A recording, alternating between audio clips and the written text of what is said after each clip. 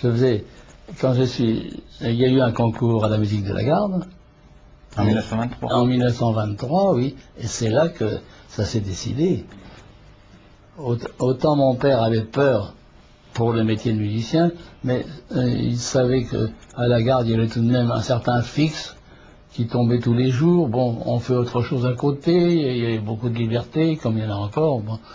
Alors, ça faisait des mois intéressants, beaucoup plus intéressants que celui que j'ai touché quand j'étais instituteur. C'était un ensemble d'instrumentistes remarquables. Alors, ça faisait un ensemble qui était un excellent moyen de former l'oreille, et ça m'a beaucoup apporté. D'abord, le répertoire lui-même, bon, on jouait des transcriptions, bien sûr, mais enfin, c'était intéressant du point de vue musical. Ça a été une partie de ma formation. Alors, à ce moment-là, déjà, comme j'étais soliste à la musique de la Garde, on me demandait pour aller faire des suppléments dans les concerts. À ce moment-là, il y avait la Société des concerts des conservateurs, il y avait l'orchestre de Cologne, l'Amoureux, Padeloup. Un jour, j'étais habitué à jouer Werther, et vous savez, de tout cela, je gardais l'empreinte de la jeunesse pour jouer mon instrument. Alors qu'à côté des choses sérieuses comme Werther ou autre chose, bon, et à la Garde, où j'étais soliste, et devenu soliste, bon, on trouvait que je jouais bien. Bon. Et je jouais comme ça, comme on jouait dans le temps, comme sans expression ondulée, c'est une expression plutôt intérieure. À l'Opéra Comique, je jouais comme ça aussi, bien entendu. Et un jour, il y a eu un ballet qui comportait des danses de l'époque. Il y avait un peu de tout, il y avait même un foxtrot, il y avait un one step, il y avait des choses comme ça, c'était un ballet. Avec un blues, oui, un excellent musicien d'abord, qui s'appelait Édouard L'Enfant, oui, et que je connaissais dans le métier, parce que je faisais beaucoup de métiers dans les orchestres de jazz à ce moment-là, où je jouais différemment d'ailleurs. Pour quelle raison? Je jouais différemment parce qu'il fallait. Il fallait que le son soit plus ondulé, même à l'excès, pas beaucoup, le faisait d'une façon excessive. La première fois que j'ai entendu ça, j'étais outré. Mais j'ai été obligé de m'y mettre, mais à faible dose, je dois dire. Vous parlez du vibrato? Oui, je parle du vibrato. À faible dose. Mais quand même, j'étais très coté, même dans les milieux de jazz, j'étais coté pour ma sonorité. Je me suis trouvé donc devant ce ballet, où il y avait un blues, et dans ce blues, il avait un petit solo de saxophone, il avait souligné très expressif. Bon, j'ai compris tout de suite ce que ça voulait dire, puisque c'était dans le genre du jazz. Moi, je me suis dit, à l'Opéra Comique, je ne peux pas me permettre ça. Il ne faut pas que je joue comme je joue dans les orchestres de jazz, c'est pas possible. Et j'ai joué d'abord comme je jouais à la Garde, comme je jouais ailleurs. Bon. Et puis, à peine avait joué quelques mesures, il était à la répétition, la première répétition. Alors il bondit vers moi, il me dit, mais vous savez que j'ai mis très expressif. J'ai dit, oui, j'ai vu. Il dit, avec vibrato. Il dit, comment ça? Je dis, vous savez. Il dit, oui, mais je vous connais, on se connaît, je sais bien comment vous jouez dans les orchestres de jazz et tout. Bah oui, c'est pas du tout pareil. C'est pas le même milieu. C'est pas le même milieu musical. Alors, je ne peux pas jouer comme je joue dans les orchestres de jazz. Il me dit, si, j'y tiens essentiellement, jouer comme j'ai l'habitude de vous entendre dans ces orchestres, voilà, jouer comme ça. Bon, alors j'ai joué comme ça. J'ai dit, ben vous le verrez bien, hein. C'est vous qui l'aurez voulu. Bon, puis ma foi, surprise, ça a été accepté. Non seulement accepté, mais il y a eu comme un assentiment général de l'orchestre.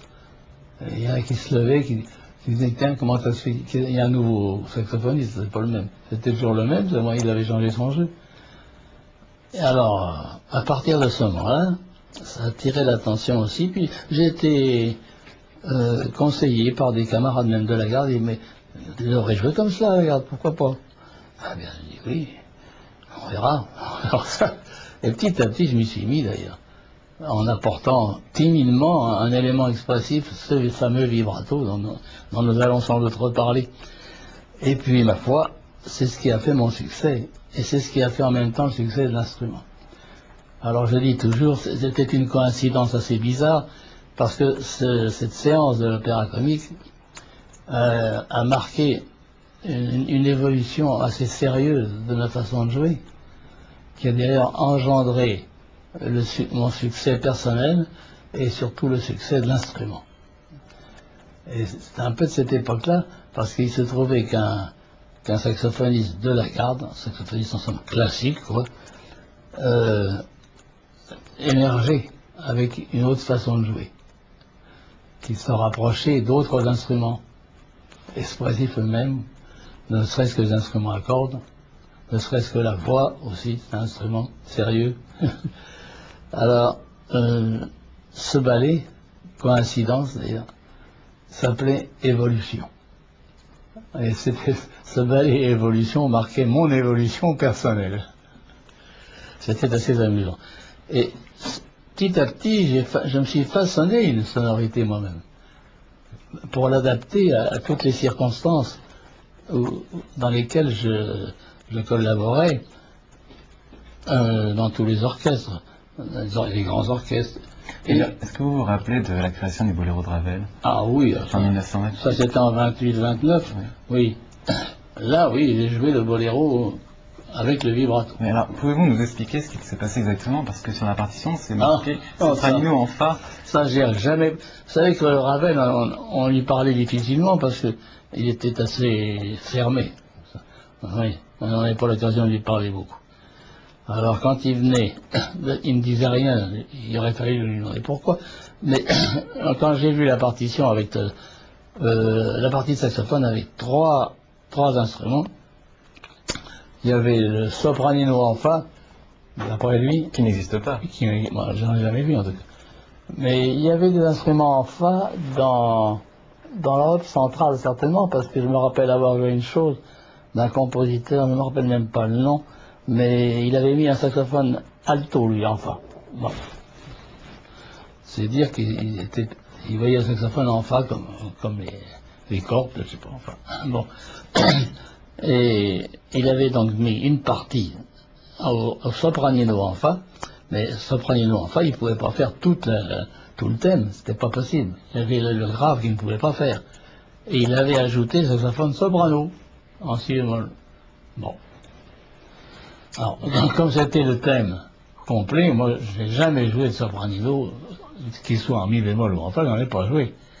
J'ai toujours joué ça à la création, à l'opéra, puisque ça a été créé à l'opéra. J'ai toujours joué au soprano, et personne n'a jamais rien dit. Même Ravel? Et lui-même n'a rien dit. C'est donc, je pense que c'était une erreur, moi, de sa part. Je crois, c'est bizarre d'ailleurs pour lui. On n'ose pas dire qu'il a fait une erreur, parce que c'était un orchestrateur. Malgré tout, il ne maniait pas le saxophone comme les autres instruments. Il n'avait pas l'occasion. Alors, mais comme il n'a jamais rien dit, et c'était plus logique que nous le jouions, quand même. On n'imagine pas le trombone, par exemple, commençant par une trompette, et puis la partie grave faite par le trombone. Il n'y a pas de raison. Et vous avez joué aussi le boléro sous la direction de Karajan. Que pensez-vous?